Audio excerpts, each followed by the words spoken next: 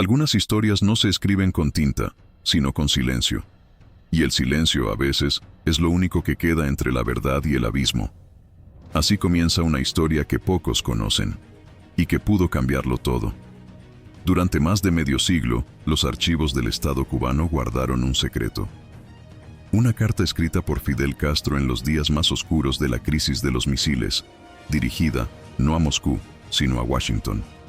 Una carta que jamás fue enviada, y que, según quienes la vieron, contenía las palabras más humanas que el líder de la revolución escribió en su vida.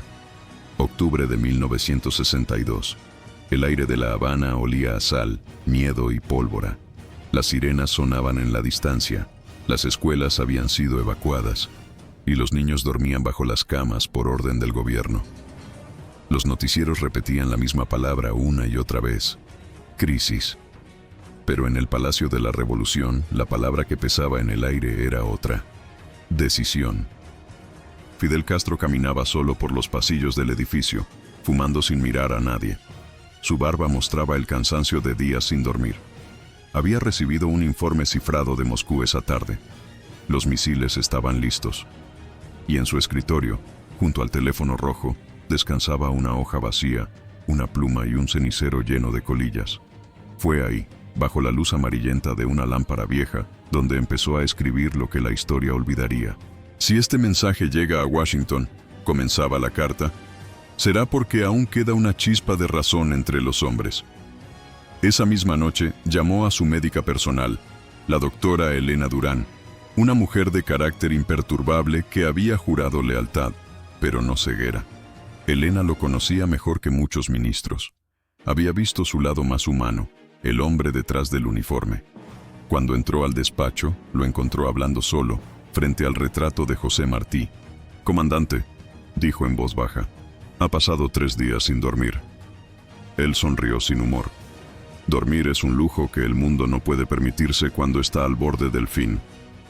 En la carta, Fidel no pedía rendición ni ofrecía disculpas. Pedía algo más difícil: comprensión. Escribía que Cuba no era una amenaza, sino una advertencia. Que los pueblos no se arrodillan, pero tampoco desean morir. Era una carta escrita no con ideología, sino con cansancio, con la voz de un hombre que había visto demasiadas guerras para desear otra. Elena observó el sobre sellado. ¿Y si lo interpretan como debilidad? Fidel apagó el cigarro. Entonces no me conocen. Guardó el documento en una carpeta de cuero rojo con el sello de la República y la palabra confidencial grabada a fuego. Si no regreso de la reunión de mañana, dijo, usted sabrá qué hacer. Pero el día siguiente no trajo paz, sino fuego. El 24 de octubre, la flota estadounidense rodeó la isla. Los marineros cubanos apuntaron sus armas hacia el horizonte y el cielo se llenó de rugidos metálicos. En Washington, Kennedy calculaba minutos. En Moscú, Khrushchev dudaba.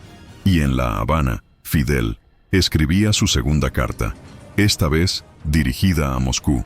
Decía, si los americanos invaden, respondan sin piedad. La historia conoce esa carta, pero la otra, la dirigida a Washington, nunca fue vista. Durante 3 noches, Elena la buscó.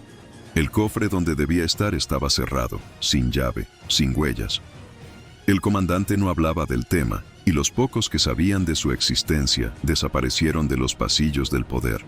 Uno fue transferido, otro retirado, y uno más hallado muerto en el malecón. Pasaron los días.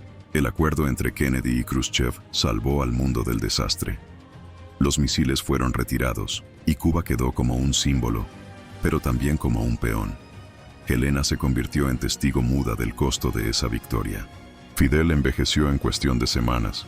Lo veía cada noche en su despacho, solo, con los ojos perdidos en el humo. Un hombre que había ganado, pero que sabía que algo se había roto para siempre. Una madrugada, sin que él lo notara, Elena lo escuchó murmurar. Quizá el valor no está en hablar, sino en callar a tiempo. 30 años después, 1992. El muro de Berlín había caído. La Unión Soviética ya no existía. Cuba, aislada y exhausta, sobrevivía con la memoria de un pasado que se desmoronaba. Una noche, Mientras la lluvia golpeaba las ventanas de su casa en Santiago, Elena recibió un sobre sin remitente. Dentro, la copia carbonada de una carta, su letra, su firma y una línea al final que ella nunca había visto. El enemigo no siempre está al otro lado del mar. A veces está dentro del propio silencio. No había duda. Aquella era la carta que nunca fue enviada. Elena la escondió detrás de un falso panel en su habitación. Vivió 20 años más.